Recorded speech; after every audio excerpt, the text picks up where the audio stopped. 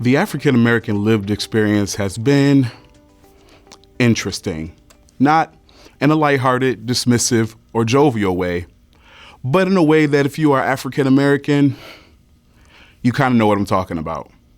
We are one of the only ethnic groups within this country who constantly have to explain who we are.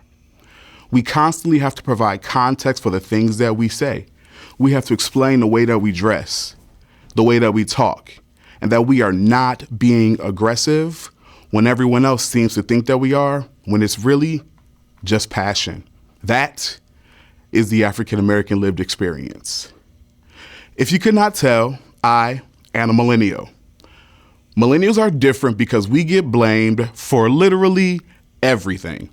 From the spread of the coronavirus to whatever you name it, we get blamed for it all. But what a lot of people do not realize is that millennials have turned or are almost 40. People do not understand that millennials have children. Millennials, most importantly, have a nap time, right? A lot of people do not understand that we need our rest. These are some of the most interesting aspects of being a millennial. But what is also different about being Black and a millennial is that our lived experience is extremely different than our white peers. We did not have an opportunity to grow up and maintain our innocence. We had to learn about race, racism, and white supremacy at a very early age.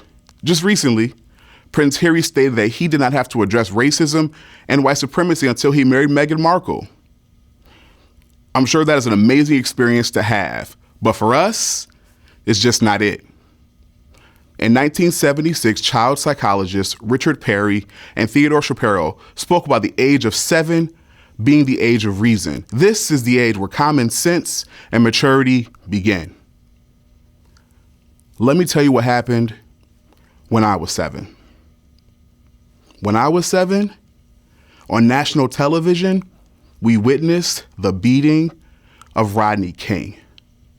A year later, when I was 8, because of the verdict of that trial, we witnessed the LA uprising.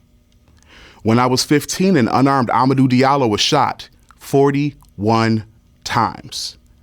When I was 28, an unarmed teenager, Trayvon Martin, was killed by a pseudo police officer. At 31, Michael Brown. At 32, a day before my birthday, Sandra Bland, a Black woman, was stopped for a minor traffic incident and was killed, found dead in her jail cell. At 36, George Floyd was murdered on national television as a cop kneeled on his neck for exactly 8 minutes and 46 seconds. For 30 years of my life, all I have seen as a Black man in this country is trauma. But one of the most unique things about Black people and our experience is that we always turn trauma into laughter. We always find very unique ways to make our most traumatic experiences funny. Kevin Hart, during his 2011 stand-up special, Laugh at My Pain, spoke very deeply about his own traumatic experiences in the most comedic way. Leslie Jones, a Black woman who was constantly berated because of her features, said, "The best way to conquer pain is through laughter." Martin Lawrence in 2002, during his stand-up special, Run Tell That, spoke about how he had a mental health episode, and everyone made light of it when a brother was just crying out for help. Hattie McDaniel was an amazing Oscar-winning actress who acted before we had civil rights in this country. She used her acting chops to still make us all laugh. At the root of all of our trauma, we have always been able to find joy in our grief, joy in our trauma, and joy in our own resistance. Speaking about Black joy and opportunities to experience Black joy, I want to talk a little bit more about what it means to lean into Black joy. As a millennial, we had traumatic experiences, but we also had ways to reaffirm our Blackness, whether it was from our parents or whether it was from TV shows like The Cosby Show.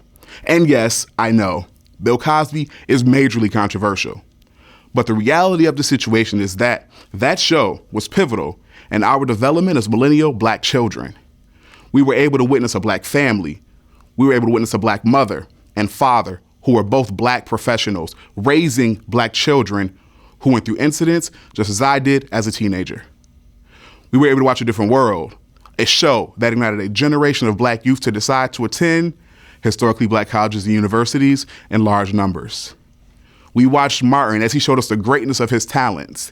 He showed us that he and we could be literally anything that we wanted to be.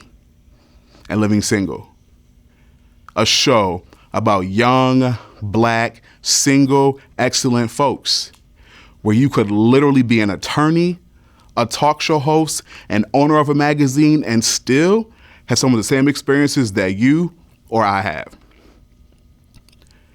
Each of these shows during that 30 years of my life, from childhood to adulthood, worked as distractions for our own healing, our own enlightenment, and most importantly, reminded us about the elegance of our Blackness and helped us to focus on our joy. But what if? What if we were simply allowed to be? What if the scales of justice were actually balanced? What if my skin, your skin, and our skin was decriminalized? What if America really reinforced the concept or the idea of life and liberty and the pursuit of happiness? What if I, or you, or any of us did not have to explain our existence to anyone? Why we choose to wear our hair the way that we choose, or why we choose to dress the way that we choose to dress, or eat the foods that we choose to eat? What if we did not always have to explain our Blackness? What if? Our joy is our own responsibility. We all know that we are responsible for our own joy. We all know that we are responsible for our own happiness. The pursuit of your own happiness is a journey that only you can go on. We are responsible for the defeating of our own imposter syndrome. The lived experience that I previously mentioned constantly makes us feel inadequate. One of the things that is not solely our responsibility, but should be a freedom of ours, is the right to a just, equitable, and an undisturbed existence, because those are rights that are granted to us simply for being human. Our Blackness is not at all criminal. Our joy, our Black joy, is and always will be an act of resistance. Thank you.